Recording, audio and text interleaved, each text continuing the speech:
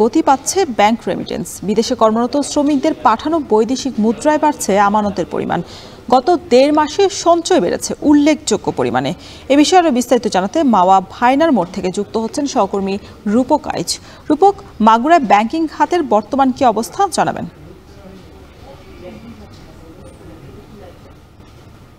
রওশন, আমি এই মুহূর্তে আছি মাগুরার ভাইনার মোড় অগ্রণী ব্যাংকের একটি শাখায়। এখানে আমরা দেখতে পেয়েছি যে গত ২ মাসে মাগুরার এই যে মাগুরা সহ সারা দেশে যে বৈষম্য বিরোধী আন্দোলনের সময়ে চলে আসা অস্থিতিশীলতা কাটিয়ে ব্যাংকিং খাত কিন্তু ঘুরে দাঁড়াচ্ছে এবং এই এখন বেশ স্বাভাবিক হয়ে আসছে। বিশেষ করে মাগুরার বেশ কিছু গ্রাম ভিটাসাইর, চাপড়া, মঘি, ঘোড়ানাচ, আবালপুর সহ প্রায় ২৫ থেকে ৩০টি গ্রাম, যেখানকার প্রধান আয়ের উৎসই হলো বৈদেশিক রেমিটেন্স বা বিদেশে শ্রমিকরা থাকেন তাদের পাঠানো রেমিটেন্স দিয়েই কিন্তু এই গ্রামগুলোর প্রধান আয়ের উৎস।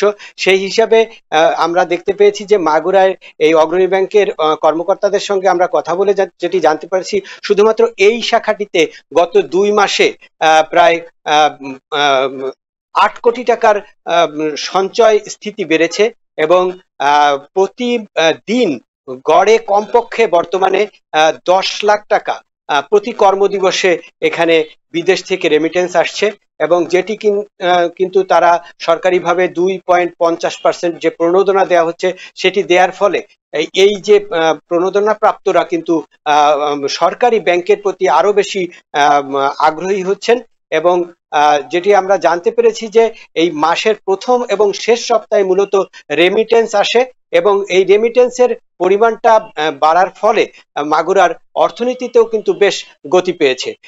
মাগুরার ভাইনার মোড় অগ্রণী ব্যাংক থেকে এই ছিল আমার কাছে সর্বশেষ। মাগুরার ব্যাংক রেমিটেন্সের সবশেষ পরিস্থিতি জানাতে যুক্ত ছিলেন সহকর্মী রূপক আইচ। এখন বাণিজ্য নিচ্ছে।